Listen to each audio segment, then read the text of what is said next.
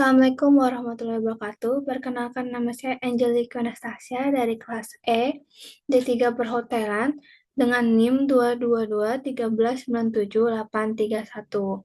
Di sini saya akan menjelaskan sedikit tentang materi dari Human Resource Management yang bertema strategi dan analisis manajemen sumber daya manusia.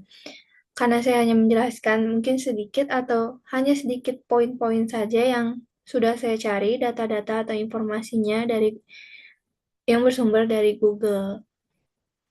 Mari kita menjelaskannya. Slide kedua. Pendahuluan. 1.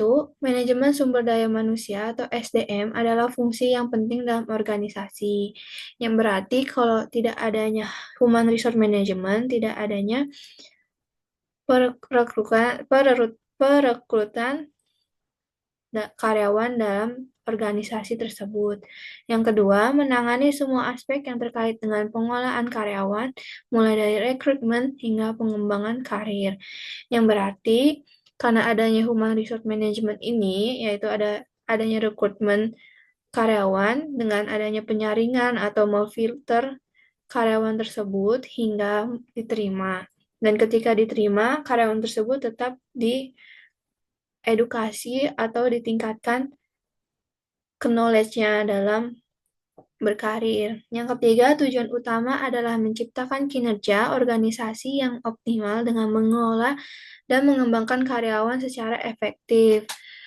Bisa yaitu dengan menciptakan kinerja, yaitu dengan menciptakan kinerja dengan contohnya melakukan job desk dengan benar, terus membuat SOP dengan bagus tanpa memberatkan, namun menciptakan lingkungan kerja yang bagus sehingga karyawan bekerja secara efektif. Slide selanjutnya, tujuan manajemen SDM. 1. Meningkatkan produktivitas organisasi. 2. Mengembangkan potensi karyawan. 3.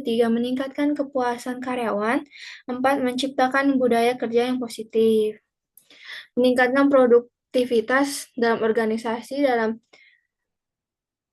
dalam dunia, saya mengambil contohnya dalam dunia food and beverage. Contohnya meningkatkan produktivitas kayak kita bisa menjaga stul atau menjual makanan di depan hotel, atau kita juga bisa membuat berbagai macam stok di freezer untuk event selanjutnya.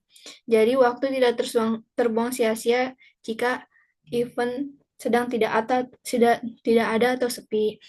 Mengelola atau mengembangkan potensi karyawan. Dari food and beverage, saya bisa ngambil dari mana saja kayak housekeeping atau dari departemen lain, kita bisa melaksanakan training. Bisa mulai dari training menggunakan APAR yang siapa tahu aja ada kebakaran di hotel atau berbagai macamnya training. Meningkatkan kepuasan kesejahteraan karyawan, itu jelas yaitu adalah SOP, senyum, sapa, dan ramah, dan serta senyum dengan ikhlas. 4. Menciptakan budaya kerja yang positif. Kalau dengan contoh, tidak membuat gaduh atau membuat contohnya dengan karyawan yang hanya ingin satu circle atau bagaimana, atau canda-canda yang terkait dengan pornografi, itu harus dikurangi dengan tindakan yaitu membuat peraturan di hotel. Komponen utama dalam manajemen sumber daya manusia. 1. Perencanaan sumber daya manusia menyusun strategi untuk memenuhi kebutuhan tenaga kerja.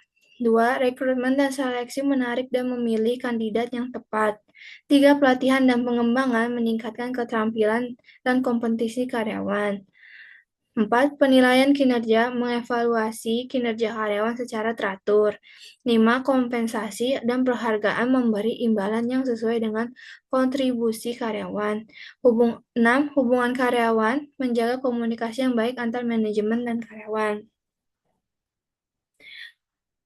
Yang 1, perencanaan sumber daya manusia menyusun strategi untuk memenuhi kebutuhan tenaga kerja. Bisa dikatakan dengan menyusunnya strategi itu membuat SOP yang dimana sudah sesuai dengan kebutuhan dari karyawannya itu. Seperti kayak karyawan itu sudah mengerti letak-letak di mana freezer, pastry station, atau hot kitchen station, atau cold kitchen station gitu. Jadi karyawan itu langsung tahu dia mau kerjanya apa tanpa harus membuang-buang waktu, harus mencari sesuatu. Jadi itu kita harus dapat kita harus dapat menyusun strategi untuk memenuhi kebutuhannya karyawan hingga membuat kebutuhannya itu terpenuhi, maka karyawan juga kerjanya menjadi lebih mudah. Rekrutmen dan seleksi menarik dan memilih kandidat yang tepat, yaitu dengan adanya Human Resource Management, kita bisa memfilter karyawan-karyawan seperti sudah berpengalaman 1 tahun atau 2 tahun hingga tidak mendapatkan karyawan yang memulai dari awal. Di saat kita lagi butuh karyawan yang sudah berpengalaman, jadi tidak perlu lagi untuk mengajari lebih dari awal lagi. Pelatihan untuk pengembangan meningkatkan keterampilan dan kompetensi karyawan, yaitu meningkatkan keterampilan dengan karyawan sebelum masuk atau sebelum direkrutmen, mereka akan dites terlebih dahulu dalam pembuatan produknya sesuatu jika itu di Food and Beverage Department. Nah, penilaian kinerja mengevaluasi kinerja karyawan secara teratur. Yaitu HRD juga harus melihat gimana karyawan-karyawannya bekerja. Dia juga harus tahu karyawannya sedang apa, di jam ini sedang apa, dan ketika jam 12 pas atau jam istirahat, karyawan ini benar-benar istirahat atau tidak. Begitu. 5. Kompensasi dan penghargaan memberikan imbalan sesuai dengan kontribusi karyawan. Yaitu kalau misalkan ada karyawan yang lembur, ya tentu kita harus mengasih gaji lemburnya juga. Kalau salah satu contohnya di hotel saya, yaitu dengan karyawan yang di Food and Beverage Department ya, karyawan yang sectionnya paling bersih, paling rapi, dia bakal dapat imbalan. Dia bakal, kalau kita lagi tuh dapat mie sekerdus karena kita menjaga section kita dengan bersih dan benar. Gitu. Jadi kita juga kerja senang karena tempatnya bersih, tempatnya aman, nyaman gitu. Kita juga senang bisa dapat hadiah atau imbalan. 6. Hubungan karyawan menjaga komunikasi yang baik antara manajemen dan karyawan. Yaitu kalau misalkan di food and beverage kita biasanya panas atau bagaimana, tapi kita tetap harus jaga omongan baik-baik dan kita komunikasi dengan baik biar tidak terjadinya kesalahpahaman. Strategi manajemen sumber daya manusia. Strategi rekrutmen yang tepat menarik talenta terbaik yang sesuai dengan kebutuhan organisasi dan menggunakan beberapa platform rekrutmen atau online job fair headhunter. 2. Pengembangan karyawan, program pelatihan berkelanjutan meningkatkan keterampilan teknis dan kepemimpinan dan penyusunan rencana pengembangan karir yang jelas. 3. Kesejahteraan karyawan, menyediakan tunjangan fasilitas kesehatan dan program keseimbangan kehidupan kerja dan mengimplementasikan program kesehatan mental dan fisik bagi karyawan. 4. Retensi karyawan, mengidentifikasi dan mengatasi faktor penyebab turnover karyawan dan menyediakan insentif yang membuat karyawan betah dan berkembang dalam perusahaan. Dari poin pertama, kita juga kalau ingin dapatkan talenta yang baik atau karyawan yang baik, kita juga harus tahu gimana caranya menggunakan platform rekrutmen yang biasa karena sekarang teknologi sudah berkembang, jadi rekrutmen bisa dicari di online atau job fair gitu. Jadi kita juga harus berkembang dalam menggunakan teknologi. Yang kedua, pengembangan karyawan, meningkatkan keterampilan teknis dan kepemimpinan dan pengembangan karir yang jelas. Jadi kita juga harus adanya pelatihan berkelanjutan. Jadi itu setiap karyawan di dilatih atau di dilatih kalau dulu di hotel saya dengan cara seminggu sekali adanya pelatihan yaitu dengan agar karyawannya belajar bahasa Inggris dengan benar karena lagi itu banyak tamu bule jadi karyawan seminggu sekali diajarin dari awal lagi tentang menggunakan bahasa Inggris yang benar.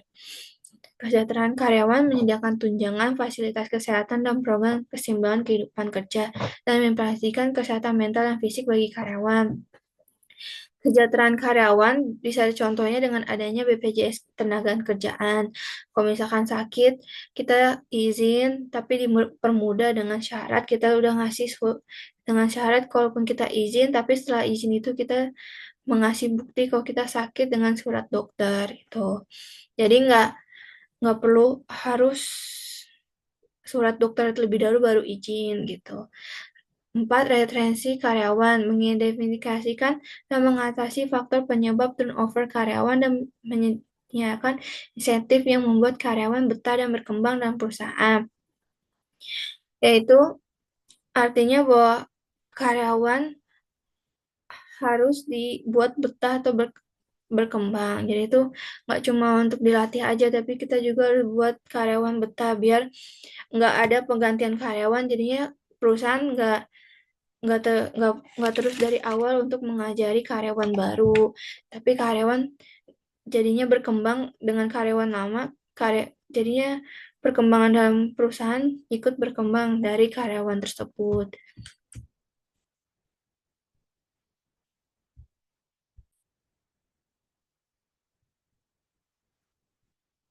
Slide selanjutnya.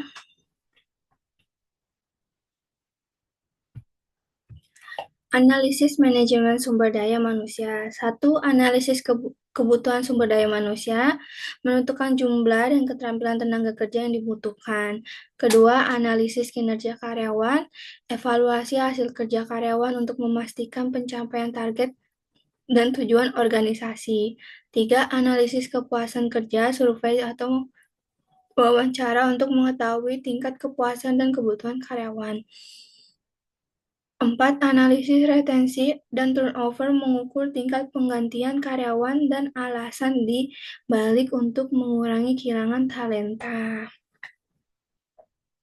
Yang satu yaitu analisis kebutuhan SDM, menentukan jumlah dan keterampilan tenaga kerja yang dibutuhkan. Jika dalam suatu departemen kita harus tahu berapa karyawan saja yang dibutuhkan hingga kita tidak juga mengalami over budget untuk menggaji karyawan. Makanya itu kita membutuhkan untuk menganalisis manajemen SDM. Kedua, evaluasi hasil kerja karyawan untuk memastikan pencapaian target dan tujuan organisasi. Dengan contohnya, kita juga harus memastikan karyawan itu bekerja dengan target yang sesuai dan pas untuk tujuan organisasi. Dengan contoh, housekeeping dalam sehari harus membersihkan 20 kamar atau kurang dari 20 begitu. 3. Yaitu survei atau wawancara untuk mengetahui tingkat kepuasan dan kebutuhan karyawan. Kalau contohnya dalam restoran, contoh dalam restoran biasanya anak-anak FBS atau Food and Beverage Service biasanya akan mengasih para tamu kertas-kertas atau kuesioner gitu untuk diisi untuk mengetahui dalam rasa masakannya seperti apa, karyawannya bagaimana, seragamnya bagaimana. Nah, di situ bisa kita lihat dengan survei itu.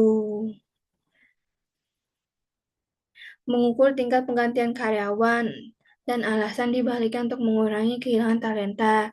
Dengan contoh, biasanya adanya karyawan minimal 1 tahun baru bisa pergi ke hotel lain atau mengundurkan diri karena biar tidak terjadinya penggantian karyawan secara terus-menerus hingga tidak menghambat pekerjaan karena harus memulai dari awal lagi karena dengan karyawan baru maka dimulai untuk diajari hal baru lagi. Pendekatan strategis dalam manajemen sumber daya manusia. Satu pendekatan berbasis kompetensi mengidentifikasi keterampilan dan pengetahuan yang diperlukan untuk mencapai tujuan perusahaan. Dua, pendekatan berbasis kinerja, menilai karyawan berdasarkan kontribusi mereka terhadap tujuan perusahaan. Tiga, pendekatan berbasis kesejahteraan, fokus pada peningkatan kesejahteraan fisik, mental, dan emosional karyawan. Yang satu, mengidentifikasikan keterampilan dan pengetahuan yang untuk mencapai tujuan perusahaan, yaitu dengan seperti saya yang bilang tadi, dengan adanya training atau adanya anak on job training, bisa dibilang seperti itu, menambahkan anak-anak magang atau menambahkan pengetahuan lainnya gitu. Karena dengan hal yang karena karyawan yang mengajarkan itu juga bisa mendapatkan keterampilan baru, yaitu keterampilan untuk mengajar dan pengetahuan baru untuk mengajar. Karena dalam mengajar itu juga harus perlu kesabaran. Dua, pendekatan berbasis kinerja, menilai karyawan berdasarkan kontribusi mereka terhadap tujuan perusahaan. Kayak gitu kita bisa menilai karyawan dari dia benar-benar sungguh-sungguh atau enggak dalam bekerjanya. Untuk tujuan perusahaan ini dia bersungguh-sungguh apa enggak. Kita harus tahu itu, jangan sampai orang yang enggak kerja sama sekali gitu. Malah kita percaya aja sama omongan dia gitu. Kita harus lihat secara langsung gimana setiap karyawan itu bekerja. Kita juga nggak boleh mendengar omongan lain atau gosip-gosip lain tentang karyawan ini, kecuali kita bertanya secara langsung dengan karyawan ini. Pendekatan berbasis kesejahteraan fokus pada peningkatan kesejahteraan fisik, mental, dan emosional karyawan. Yang jelas kita harus, jika karyawan diberi waktu shift 8 jam, maka kita harus membuat karyawan itu bekerja sama 7 jam, 1 jamnya istirahat. Cuma kalau di hotel suka overtime, ya jelas kita harus membayar lebih sesuai dengan jamnya itu. Manfaat strategi SDM yang efektif. Satu, meningkatkan motivasi dan keterlibatan karyawan. Dua, meningkatkan kinerja organisasi secara keseluruhan. Tiga, meningkatkan kemampuan adaptasi terhadap perubahan pasar dan teknologi. Empat, membantu dalam membangun budaya organisasi yang kuat. Yang satu, meningkatkan motivasi dan keterlibatan karyawan. Dengan kita percaya dengan karyawan, seperti dalam mengutarakan pendapat, dalam mengutarakan apa yang diinginkan untuk tujuan perusahaan agar lebih baik lagi. Kita juga harus memotivasi karyawan, karena dengan motivasi itu karyawan menjadi lebih semangat lagi dalam bekerja. Meningkatkan kinerja organisasi secara seruan. Seperti saya bilang, kita melakukan training, pembelajaran lagi di setiap karyawan, walaupun karyawan itu sudah memiliki jabatan yang lebih tinggi. Karena kalau ilmu pengetahuan tidak diajarkan terus-menerus, maka akan tumpul. Ketiga, meningkatkan kemampuan adaptasi terhadap perubahan pasar dan teknologi, yaitu dengan adanya kita bisa mengajak atau mengasih job desk baru kepada karyawan, tapi job desk itu tidak membebani mereka. Dengan contohnya, mereka juga mempost di status WhatsApp atau status Instagram, seperti mempromosikan hotel-hotel atau produk-produk yang dijual begitu. Empat, membantu dalam membangun budaya organisasi yang kuat. Dengan contohnya, kita juga biasanya kayak dalam pas saat istirahat kita makan bareng dengan karyawan-karyawan lain, kita komunikasi yang baik. Kalau bisa tadi kalau ada tutur kata yang salah, kita minta maaf.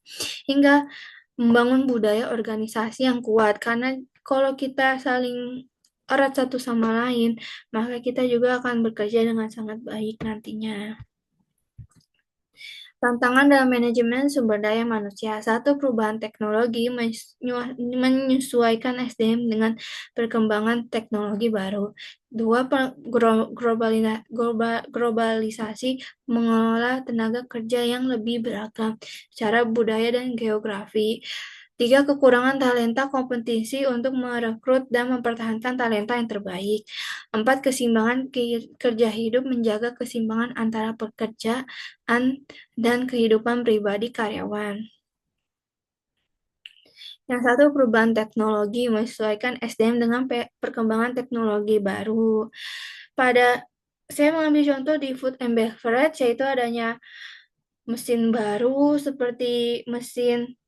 Kalau di pastry kita biasanya selalu mengganti mesin untuk memfolding croissant. Jadi kita harus mempelajarinya juga. Kita juga mempelajari tentang bagaimana menggunakan mesin es krim. Tapi bukan hanya anak pastry departemen saja, tapi dari beberapa beberapa beberapa karyawan dari departemen lain juga kita ikuti mempelajari biar kalau misalkan tidak dari pastry and bakery saja yang bisa gitu. Dua, globalisasi mengelola tenaga kerja yang lebih beragam secara budaya dan geografi. Nah, kita juga harus merekrut, kita nggak boleh rasis untuk merekrut karyawan. Kita juga harus bisa merekrut karyawan dari berbagai macam budaya dan geografinya, karena ada suatunya perbedaan, maka ada suatunya perbedaan pendapat yang bisa kita olah dan kita campur dan menjadi ide baru. Ketiga, kekurangan talenta kompetisi untuk merekrut dan mempertahankan talenta yang baik. Karena adanya berbagai macam teknologi baru atau training baru atau perkembangan baru, biasanya ada beberapa karyawan yang sulit untuk mengikuti perkembangan itu. Jadinya sulit untuk mempertahankan talent karyawan yang lama, walaupun dari segi attitude-nya baik atau segi skill baik, tapi dia kurang menguasai teknologi, jadi tempatnya itu bisa tergantikan dengan karyawan baru. 4, keseimbangan kerja hidup dan menjaga keseimbangan antara pekerja dan kehidupan pribadi karyawan. Dengan contohnya kita selalu mengedukasikan karyawan kita untuk tidak mencampuri urusan pribadi ke suatu pekerjaan, karena itu bisa menghambat pekerjaan kita. Makanya itu kita juga harus mengedukasi mereka dan mengatakan kalau kita sebagai seorang karyawan harus profesional. Terima kasih telah mengikuti presentasi saya. Wassalamualaikum warahmatullahi wabarakatuh. Jika adanya kesalahan kata atau kekurangan, mohon maaf. Sekali lagi terima kasih. Saya akan menguploadnya di YouTube saya. Terima kasih.